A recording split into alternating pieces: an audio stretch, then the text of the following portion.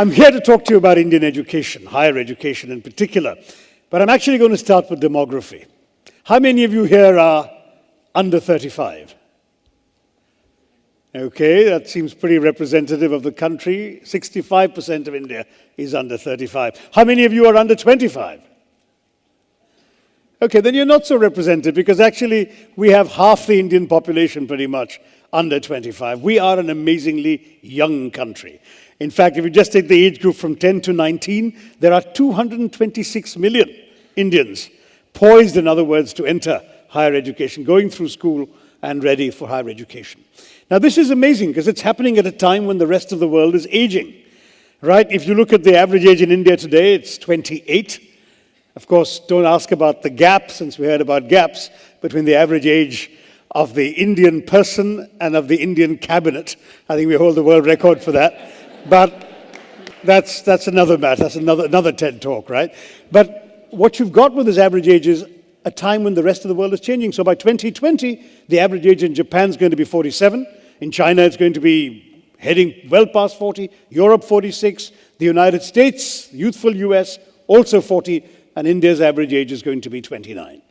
So we are potentially the people who are the youthful, productive, dynamic, young population ready to work and transform the world. The kinds of role that, say, China played in the last generation could be ours in the next. In fact, the International Labour Organization has worked out that by 2020, we'll have 116 million people in the age group of starting work. 20 to 24 is what they calculate.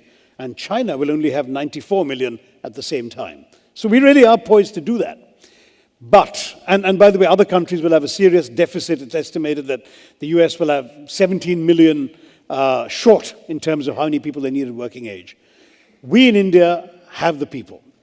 But do we have the ability to equip the people to take advantage of this, to be the workhorse or the work engine for the world? See, if we get it right, we educate and train them, we really transform not just our own economy and our society, but the world.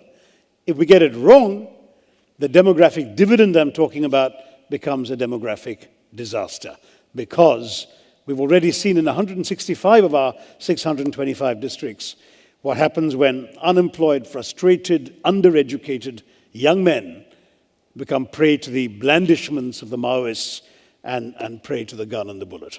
So education in our country is not just a social or economic issue, it's even a national security issue.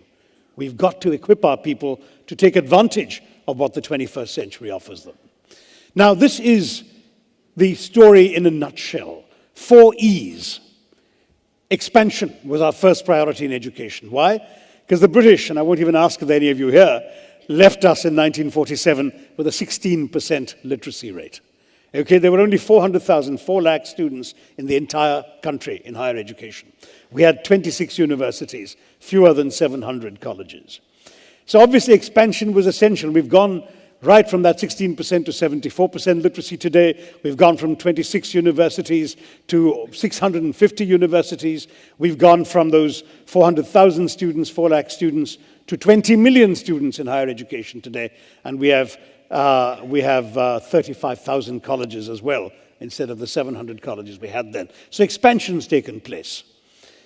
We've also had to fight for the second E of equity, that is, including the excluded from education, trying to reach out to the unreached, the people who didn't get a fair shake in education for reasons they couldn't help. Gender, an obvious reason. When we had that 16% literacy rate, you know what the female literacy rate was? 8.9% at the time of independence. Just 1 out of 11 Indian women could read and write. Caste, region, religion, all sorts of people got left out the system. We had to bring them in. And that became a big challenge and a priority for education. In getting those 2 things more or less right, I don't know how well we did on the third E, which is the E of excellence. Obviously, you need quality. And we set about setting up institutions of great quality in our country. The IITs are a good example. In fact, it's part of Jawaharlal Nehru's vision that the IIT in Kharagpur was established back in 1956, the year I was born, and it was done on the site of a British detention center, the Hijli Detention Center. So a symbol of political oppression became instead a symbol of hope, of technology, of looking to the future. But for the IITs, the IIMs, a few good institutions, I'm sure you can all pick your few around the country, these have tended to be islands of excellence floating on a sea of mediocrity. The average Indian higher education institution is simply not of the quality that you and I, all of us in this audience, would like to see. And that ties into the fourth E that I've added to this catechism, employability. Talk to employers, talk to CEOs. What do they tell you? That they're simply not satisfied with the quality of the graduates they're getting. Even in the T of TED, the technological area, engineering graduates, you have 500,000 engineering graduates a year. But if you talk, for example, to the Federation of Indian Chambers of Commerce and Industry, they did a survey, 64% of employers are not satisfied with the quality of graduates they're getting.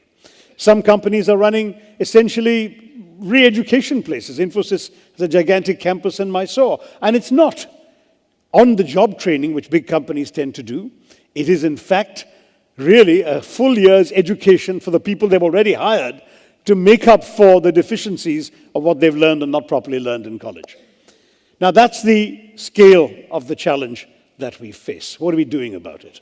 A great deal needs to be done. Of course, we are trying to put in kids into the system at an early age. The RTE, the Right to Education Act. If kids were out of school in the old days, it was their parents' fault. Today, if they're out of school, it's the state's fault. The government is committed to actually getting them an education.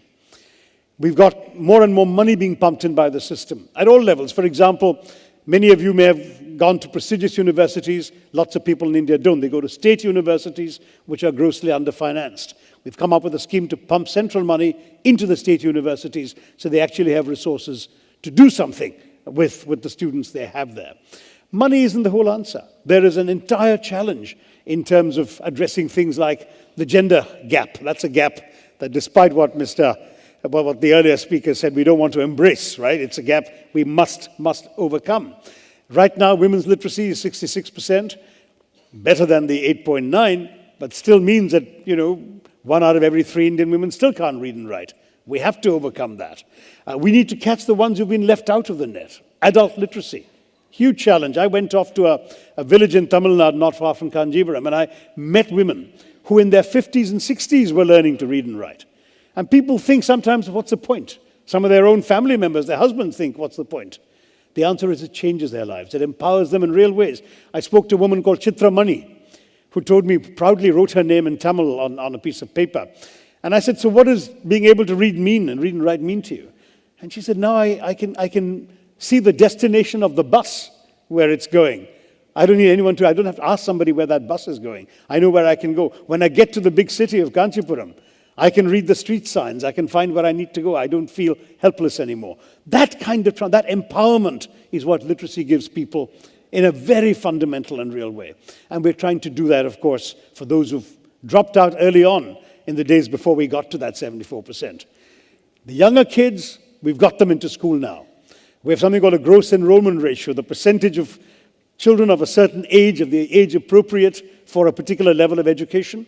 Well, at primary school now, our gross enrollment ratio is 116%. We've actually enrolled more kids than we thought existed at that age group, because some of the older ones are coming in too. Bad news is, as you go up the level, it starts dropping. So by the 8th grade, I'm afraid it's down to 69%.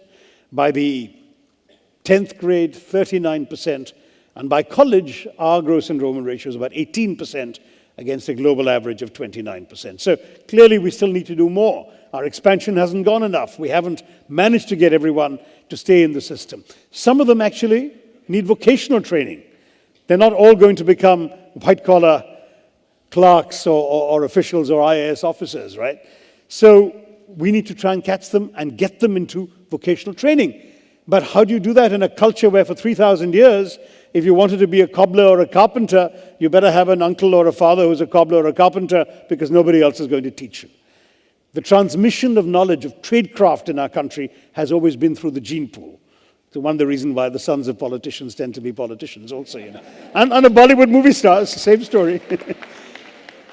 So we need to get master craftsmen in. Why is it with a country of 1.2 billion people that we should have a nationwide shortage of masons, of plumbers, of certified electricians? We need to get more vocational training into the system. We're doing that. We're now rolling out the whole concept of community colleges so that kids can go in, have some academic learning, lots of vocational training, and at the end of 2 years, if they show tremendous academic promise, they can go back to a university. If not, they leave with a 2-year certificate, and they go off and do a useful trade in a society that is clamoring for these skills. So these are the kinds of changes that we are trying to bring about and move along. But there's a change that the government alone can't do. You know, if you look at the need for research and innovation, you've heard a lot of that, I'm sure, in the course of the TED Talks. Research is something which the government wants to double the amount of money it's spending on research from 1% of GDP to 2%. We haven't had the money to pump into it yet. But innovation requires new ways of thinking. I heard you had a talk about hyper-thinking. I missed it. But new ways of thinking mean learning to think out of the box, learning to create. I know we're famous for jugaad, right? You Google the words frugal innovation, and the top 20 hits will all relate to Indian inventions. We've invented the world's cheapest electrocardiogram, the simplest and cheapest EKG, the cheapest insulin injection, the world's cheapest small car, the Tata Nano, all that's come. But all these have been things invented elsewhere that we have stripped down, made more affordable, more replicable, more relevant to our conditions.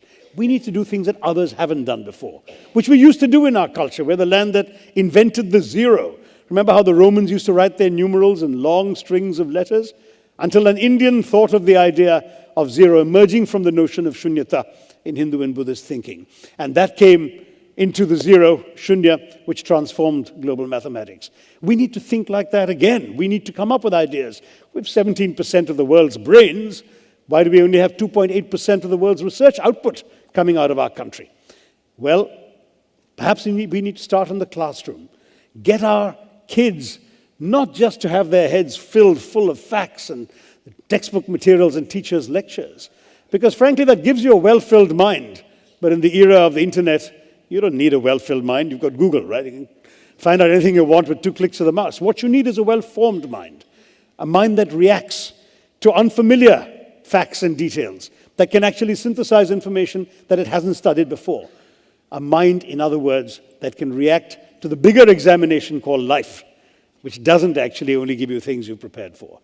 And for that, you need a mind that's shaped by original thinking, a mind that doesn't just ask the teacher why, but why not. I've actually had a little experience of out-of-the-box thinking myself. I wear glasses. I don't need them to read. I don't need them to see you folks on the front. But if I want to catch somebody in the back row there, I have to look through glasses. But because I hardly ever wear them, I keep losing or breaking them. I shove them in a pocket bag against a wall or something, they crack. I put them on a lap. When I get up, they fall down. Somebody steps on them, they break. In the first 3 months of this year, I lost or broke 6 pairs of glasses. So I was telling a friend about this. And he said, simple solution. Why can't you think of that? I said, look, there is no easy solution because for 150 years, glasses have been made in one way, right? They're joined together at the center and they hang over your ears. That's what I find inconvenient, so I take them off. And he said, no, we'll find a different way. You can reimagine glasses in a way that they're not going to hang over your ears or be joined in the middle. And this is what he did. I'm wearing them right now, and I want to see anybody at the back. I just pull that together, like 2 magnets in the middle that click together, and I can see you all at the back. Now, it's a silly example perhaps, but it's an example of how one can think out of the box. Familiar objects can be thought of in ways they haven't been thought of before. And that way, we can move forward in the world. I have no doubt that the challenges are enormous. There is simply no question that here, in our country, we have to become literate. But there is one piece of good news. 95% of our 12-year-olds across India can read and write. So the future looks good. And as far as the workforce is concerned, if we can get all these other pieces in place, we can say to the rest of the world, we're coming. Thank you very much.